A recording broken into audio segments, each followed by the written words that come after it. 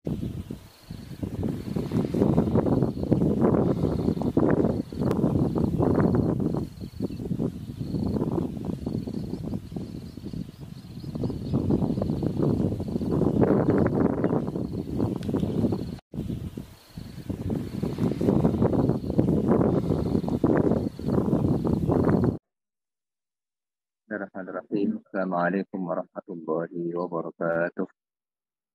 Waalaikumsalam warahmatullahi wabarakatuh.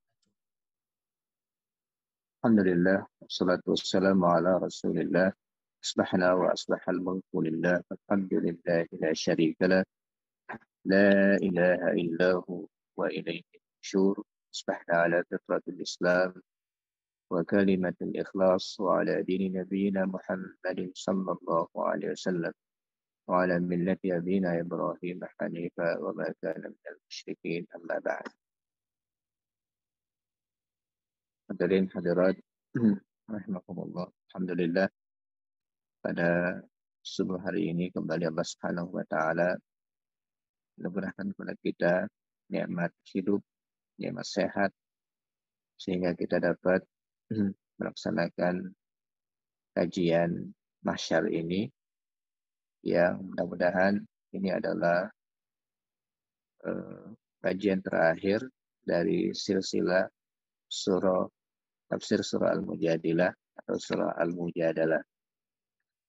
Kita akan mulai insyaallah dari ayat ke-20 sampai 22. Allah Subhanahu wa taala berfirman, A'udzubillahi minasyaitonir rajim. Innal ladzina yuhadduna Allah wa rasulahu ulaika fil adzallin. Sungguhnya orang-orang yang menentang Allah dan Rasul-Nya. Sesungguhnya orang-orang yang menentang Allah dan Rasul-Nya, mereka termasuk orang-orang yang sangat hina. Sesungguhnya orang-orang yang menentang Allah dan Rasul-Nya, mereka adalah orang-orang yang sangat hina. Di dalam ayat ini Allah Subhanahu wa taala menggunakan kata hatta innal ladzina yuhadduna Allah. Kata-kata asal katanya adalah hadd, ya, hadd yang berarti batas, ya. Hadd itu artinya batas. Nah, disebut dengan yuhadun dalam ayat ini berarti menentang, berarti menghalangi, karena batas itu atau membuat batas itu berarti berusaha untuk menghalangi sampainya sesuatu. Batas itu menjadi penghalang sampainya sesuatu. Dan karena batas antara dua hal terhalangi untuk bisa bertemu. Nah, orang yang melanggar aturan Allah, ya, orang yang melanggar hukum-hukum Allah Subhanahu wa taala disebut dengan had, ya, mendapatkan had atau sanksi hukuman. Dia disebut dengan had atau sanksi hukuman. Kenapa? Karena dengan sanksi itu, dengan had itu, yang bersangkutan terhalangi insyaallah untuk mengulangi perbuatannya, dan orang lain yang melihat sanksi kepada orang yang telah melakukan terhalang juga untuk melakukan hal yang serupa dan tidak berani untuk mengulanginya. Itu disebut dengan had. Nah di sini innal ladzina yuhaddunallaha wa rasulahu, sungguhnya orang-orang yang membuat batas, ya, antara dirinya dengan Allah dan Rasul-Nya, atau menghalang-halangi orang-orang lain untuk bisa mendapatkan ajaran Allah dan Rasul-Nya. Jadi Ini disebut dengan yuhadun. Mereka menentang, membuat batas, dirinya tak mau sampai kepada ajaran Allah. Orang lain tak boleh menerima ajaran Allah Subhanahu wa ta'ala. Padahal mereka adalah makhluk Allah Subhanahu wa ta'ala semuanya, dan semua manusia berhak untuk mendapatkan ajaran Allah yang dibawa oleh uh, Rasulullah Sallallahu Alaihi Wasallam. Tidak boleh ada satupun manusia yang uh, yang berhak untuk menghalangi orang lain mendapatkan ajaran Allah dan Rasulnya. Ini adalah hak asasi manusia, kebebasan beragama, untuk mendapatkan informasi tentang agama, tentang apa yang disampaikan oleh Allah, sampaikan oleh Rasul. Tak boleh ada yang membatasinya, tak boleh ada yang menghalanginya. Ini adalah hak asasi manusia untuk mendapatkan keselamatan, memilih yang terbaik, dan insya Allah Islam menawarkan yang terbaik untuk umat manusia dalam dalam menggapai tujuan hidup. Nah, ini orang-orang yang menghalangi, orang-orang yang menentang Allah dan Rasul-Nya dengan cara menghalang-halangi orang lain untuk mendapatkan ajaran Allah dan Rasul-Nya, atau orang yang menyampaikannya dihalang-halangi untuk menyampaikan perintah Allah dan Rasul-Nya, maka Allah menyebut mereka adalah al-azal, orang yang paling hina, orang yang sangat hina. Ulaika fil azallin. Mereka adalah orang yang paling hina. Kenapa? Karena memang tidak pantas melakukan hal tersebut. Ya. Karena dirinya adalah makhluk Allah Subhanahu wa ta'ala. Orang lain juga adalah makhluk Allah Subhanahu wa ta'ala. Yang semuanya sebagai makhluk Allah seharusnya melaksanakan perintah Allah dan Rasul-Nya. Kemudian juga orang lain tak boleh dihalang-halangi untuk melaksanakan perintah Allah dan Rasul-Nya. Maka orang yang menentang Allah dan Rasul termasuk orang-orang yang hina di hadapan Allah Subhanahu wa ta'ala. Allah Subhanahu wa ta'ala nyatakan, kataballahu la'aghlibanna ana wa rusuli innallaha qawiyyun aziz. Kataballahu, Allah telah menetapkan, aku dan rasul-rasulku pasti menang. La'aghlibanna ana wa rusuli. Aku dan rasul-rasulku pasti menang. Aku dan rasul-rasulku pasti menang. Innallaha qawiyyun aziz. Sesungguhnya Allah Maha Kuat, Maha Perkasa. Hadirin hadirat rahimakumullah, Allah mengingatkan di dalam ayat yang ke-21 ini tentang sunatullah yang terjadi, ya, tentang sunatullah yang terjadi. Dan Allah telah tetapkan di Lauhul Mahfuz di sepanjang masa, di semua tempat, sunnahnya akan berlaku. Yaitu Allah dan Rasul-Nya, nilai-nilai yang diturunkan oleh Allah, dibawa oleh Rasul-Nya, akan mengalahkan nilai-nilai dan orang-orang yang ingkar dan menghalang-halangi ajaran Allah dan Rasul-Nya. Pasti menang dan akan sampai kepada orang-orang yang Allah Subhanahu wa ta'ala inginkan.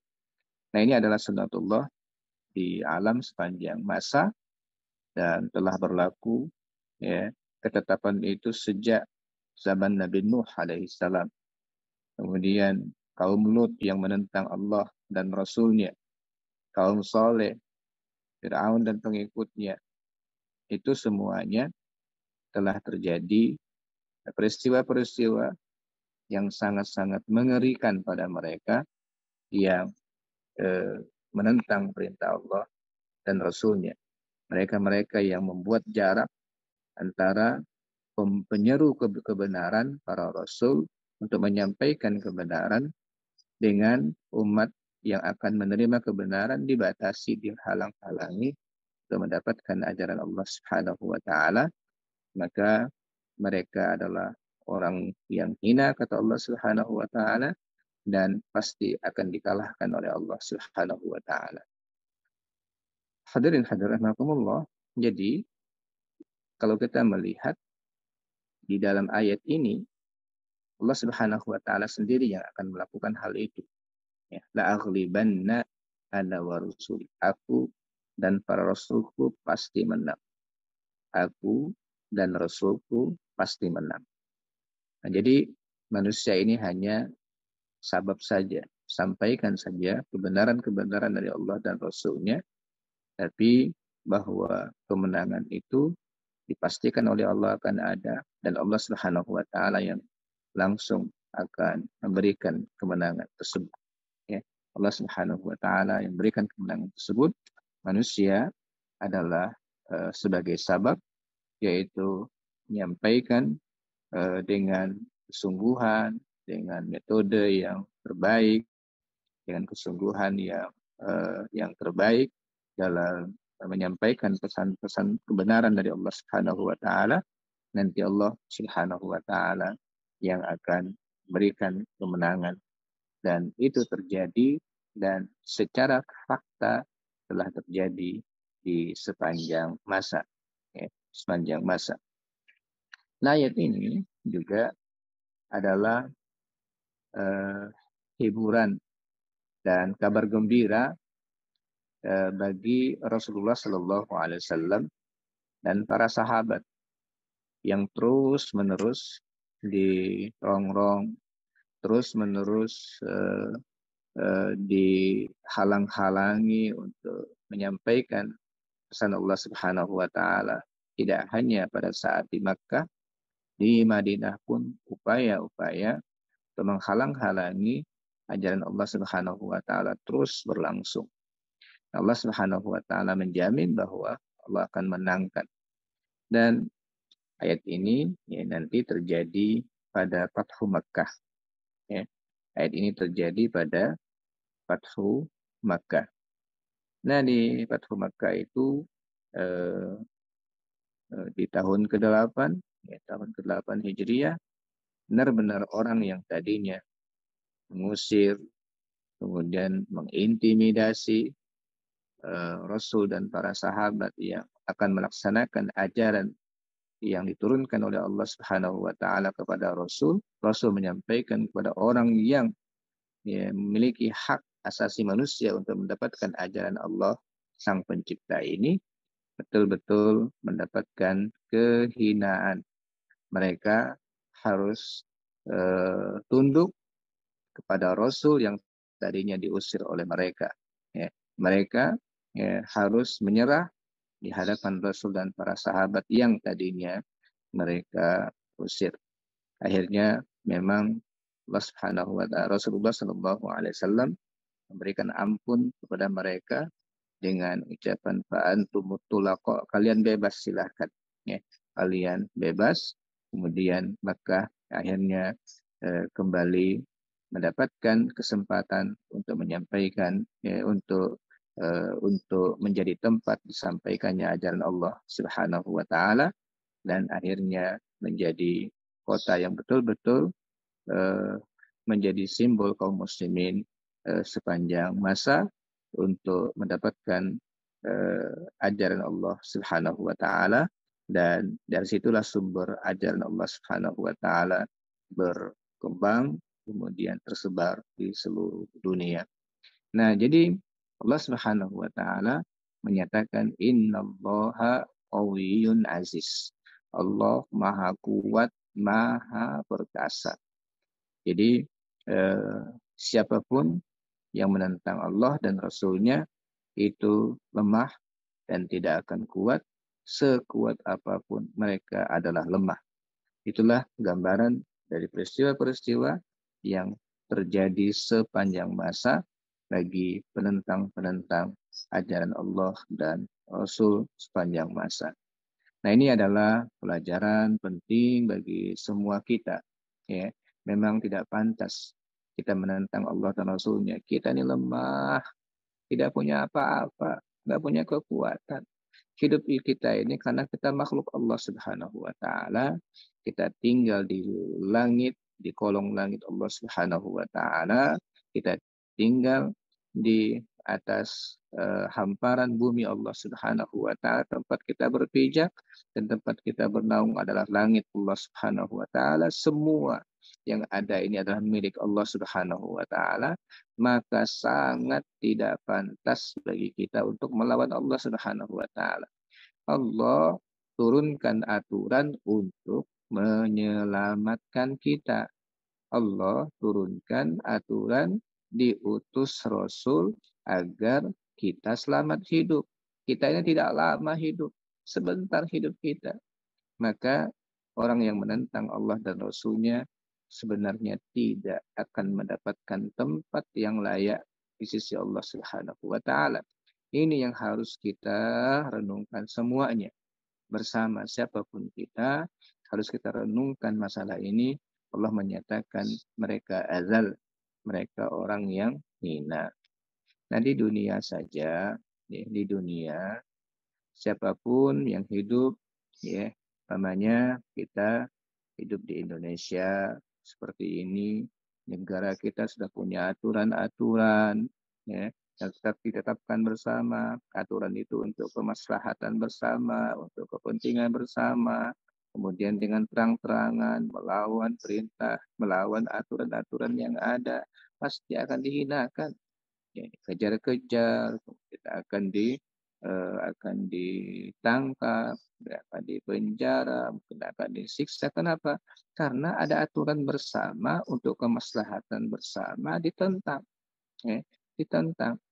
Nah, jadi kita eh, eh, kita mendapatkan fasilitas yang terbaik, mendapatkan perlakuan yang terbaik, lalu menentang. Untuk apa kita menentang? Apalagi aturan itu adalah aturan Allah dan Rasulnya yang hanya untuk berikan keselamatan dan kebaikan, kemaslahatan untuk kita semuanya. Nah, jadi itu maksud daripada innalladzina yuhaddunallaha wa rasulahu ulaika fil adzallin kataballahu la'aghlibanna ana wa rusuli innallaha qawiyyun aziz. Kemudian selanjutnya Allah Subhanahu wa taala firman la tajidu qauma yu'minuna billahi wal yawmil akhir yuwadduna man hadda Allah wa rasulah. Engkau Muhammad tidak akan mendapatkan suatu kaum yang beriman kepada Allah dan Rasulnya dan hari akhir saling berkasih sayang dengan orang-orang yang menentang Allah dan Rasulnya. Ya. Walau kanu aba'ahum au abna'ahum au ikhwanahum au asyiratahum. Sekalipun mereka itu adalah bapak mereka, anak mereka, saudara mereka, atau keluarga mereka. Ya. Nah, di sini yang dimaksud kita lihat ayatnya, la tajidu qauman, engkau wahai Muhammad tidak akan mendapatkan suatu kaum, ya, yang beriman yu'minuna billah wal yaumil akhir, yang beriman kepada Allah dan Rasulnya yuwadduna man haddallaha wa rasulah, lalu saling berkasih sayang dengan orang-orang yang menentang Allah dan Rasulnya. Jadi sekali lagi yang kita dilarang dan tidak akan bisa hati kita untuk, ya, eh, hati kita untuk bisa saling berkasih sayang adalah orang-orang yang menentang, ya, orang-orang yang menentang, menghalang-halangi, memberikan batas antara Allah dan Rasulnya. Mereka ingin, ya, ini ada hak, ya, untuk menyampaikan kebaikan, kemudian ada orang yang berhak untuk menerima kebaikan itu. Lalu ada orang yang memberikan batas. Nah, di sini yang menghalang-halangi ini tidak boleh dicintai, ya, tidak boleh dicintai. Tapi ya kalau ya berbeda agama, ya berbeda agama itu pilihan hidup yang tidak boleh saling memaksa.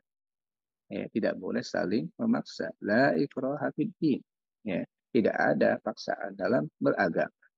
Tetapi kalau menghalang-halangi orang untuk ya, untuk mendengarkan ajaran-ajaran agama yang mereka ingin pelajari, ingin dapatkan yang terbaik bagi mereka untuk belajar, itu tidak boleh dilakukan, dan Allah Subhanahu wa taala menyatakan hal itu tidak boleh kita mencintai orang-orang yang menentang Allah dan Rasul-Nya ini. Ya, orang-orang yang menentang Allah dan Rasul-Nya tidak boleh mendapatkan kecintaan di dalam hati. Tapi ini jangan disalahartikan ya. Dan kadang ini katakan bahwa ya, kalau sudah berbeda agama tidak boleh saling ya, tidak boleh saling dekat, berteman pun tidak boleh, bukan. Ya, sinilah yang menentang, ya, yang menentang, yang berusaha untuk menghalang-halangi orang untuk mendapatkan hak mereka untuk beragama. Nah, ini yang disebutkan di dalam ayat ini. Meskipun mereka adalah bapak mereka, ya, kemudian anak mereka, atau saudara mereka, atau keluarga besar mereka. Insya Allah kalau kita melihat ayat ini terjadi ya, semua dalam cerita para rasul terjadi. Bapaknya Ibrahim dengan bapaknya, kemudian anak Nabi Lut dengan anaknya, kemudian abna'ahum ikhwan, namanya Nabi Yusuf dengan saudaranya, ya. Kemudian asyirah banyak, ya, keluarga besar itu banyak, jadi meskipun ayat ini turun kepada Abu Ubaidah di antaranya, ya, Abu Ubaidah bin Jarrah yang selalu ditantang oleh bapaknya untuk agama ini. Abu Ubaidah tetap memilih di dalam jalan agama, ya, lebih cinta kepada Islam dibandingkan kalau bapaknya selalu menghalang-halangi orang jalan Allah Subhanahu wa taala. Nah, ini bisa terjadi ya di mana saja, tapi ya, saling cinta itu harus dibangun ya dengan orang-orang yang sama-sama ingin mencintai Allah dan Rasul-Nya, ingin sama-sama untuk mendapatkan kemaslahatan hidup bersama, melaksanakan perintah Allah dan Rasul-Nya. Nah, rasa cinta, nilai-nilai keimanan adalah nilai-nilai yang berusaha untuk berusaha bersama-sama melaksanakan perintah Allah dan Rasul-Nya dalam kehidupan sehari-hari. Nah, mereka-mereka yang selalu berusaha untuk memilih jalan keimanan dalam hidup, ya, cinta dengan orang-orang yang mencintai Allah, cinta dengan orang-orang yang mencintai Rasul, cinta dengan amal-amal yang mendekatkan kepada kecintaan Allah dan kecintaan Rasul, ulaika kataba fi qulubihimul iman. Mereka itulah yang telah ditanamkan oleh Allah Subhanahu wa taala keimanan, dan dikuatkan oleh Allah Subhanahu wa taala keimanan di hati mereka. Ulaika kataba fi qulubihimul iman. Ya, mereka itulah orang-orang yang dalam hatinya telah ditanamkan Allah keimanan. Ulaika kataba fi qulubihimul iman. Ya, dalam hatinya telah ditulis, telah ditetapkan, telah ditanamkan nilai iman ini. Masya Allah. Ini bahagia sekali kalau ada orang yang telah ditetapkan oleh Allah nilai keimanan ini. Karena ini adalah mahal dan paling mahal. Ya, harta termahal dalam hidup adalah Allah tetapkan keimanan, Allah tanamkan keimanan di dalam hati kita. Ulaika kataba fi qulubihimul iman. wa ayyadahum biruhim min, ya. Dan Allah telah menguatkan mereka dengan pertolongan yang datang dari Allah Subhanahu wa taala. Jadi eh, ketika mereka sudah berusaha untuk memilih keimanan, Allah tetapkan mereka dalam keimanan, dan Allah bantu, Allah tolong, Allah kuatkan. Namanya ta'yid namanya, wa ayyadahum, ya, biruhim minhu. Allah bantu, Allah tolong mereka untuk menegakkan nilai-nilai keimanan.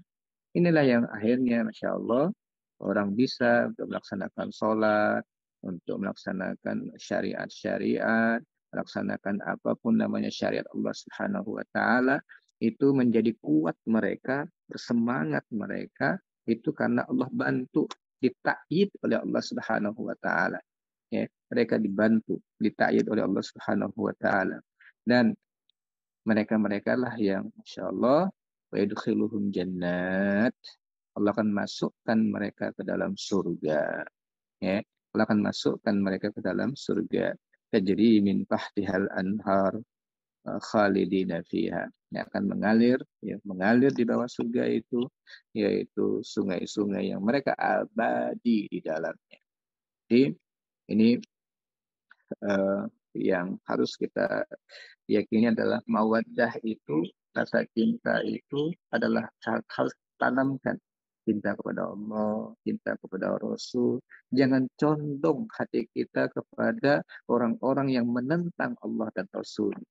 Apalagi sampai berteman, ya, cinta dengan mereka. Khawatir kita, ya, akan terseret dengan hal-hal yang tidak kita duga. Ya. Akhirnya memang hati ini kan lemah. Ya. Hati ini lemah. Maka kita diajarkan oleh Allah Subhanahu wa taala, oleh Rasulullah sallallahu alaihi wasallam, sebuah doa. As'aluka hubbak. Aku mohon kepadamu ya Allah supaya bisa mencintaimu. Wa hubba man yuhibbuk, mencintai orang yang mencintaimu. Wa hubba amalin yuqarribuni ila hubbik, dan mencintai amal yang mendekatkan aku kepada kecintaan kepadamu. Jadi kita minta kepada Allah supaya hati kita ini jatuh cintanya kepada Allah, kepada orang yang mencintai Allah, kepada amal-amal yang mendekatkan diri kita kepada Allah Subhanahu wa taala. Allah tetapkan iman, Allah kuatkan kita untuk melaksanakan nilai-nilai keimanan dalam kehidupan, maka maka orang-orang yang bersemangat untuk menegakkan dan mengisi hidup-hidup mereka dengan nilai-nilai keimanan, itulah yang akan ditetapkan oleh Allah ke dalam surganya, mendapatkan surga Allah Subhanahu wa taala yang abadi dalamnya. Radhiyallahu anhu wa radu'an. Mereka Allah ridho dengan mereka, dan mereka ridho, ya, puas terhadap limpahan rahmat Allah Subhanahu wa taala tersebut. Ulaika hizbullah. Mereka adalah golongan Allah Subhanahu wa taala.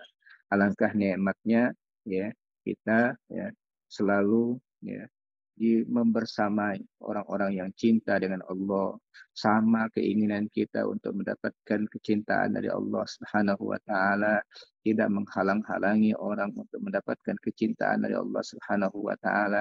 Maka biasanya orang-orang yang seperti ini secara hati akan terus terkoneksi, ya, akan terus terkoneksi.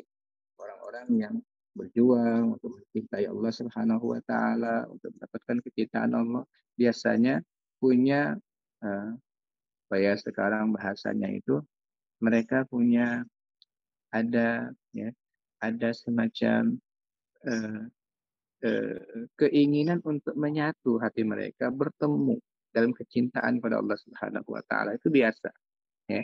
Itu biasa.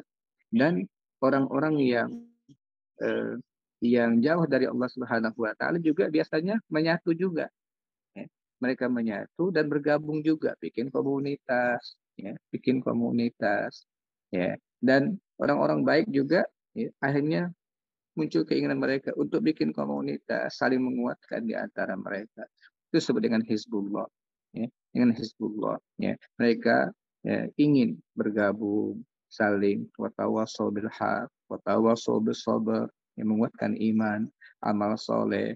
Nah itu, ya, mereka ingin bergabung supaya mereka semakin dikuatkan untuk bisa menetapi hidup dalam keimanan. Ulaika hizbullah ala inna hizballahi kumul muflihun. Ketahuilah, ingatlah, sesungguhnya golongan Allah itulah yang beruntung.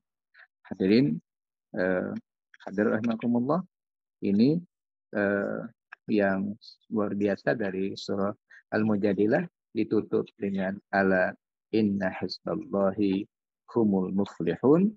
Ketahuilah bahwa ya, golongan Allah itulah mereka-mereka lah yang paling beruntung. Nah, jadi kita sudah mengakhiri kajian surah Al-Mujadilah, dan mungkin ya Nuruddin tidak ada tanya jawab ya hari ini ya, karena sudah jam 6, dan harapan kami ya mudah-mudahan saat kita membaca surah Al-Mujadilah atau Mujadalah ini sudah mulai tergambar maknanya, ya, sudah mulai terasa ya kenikmatannya.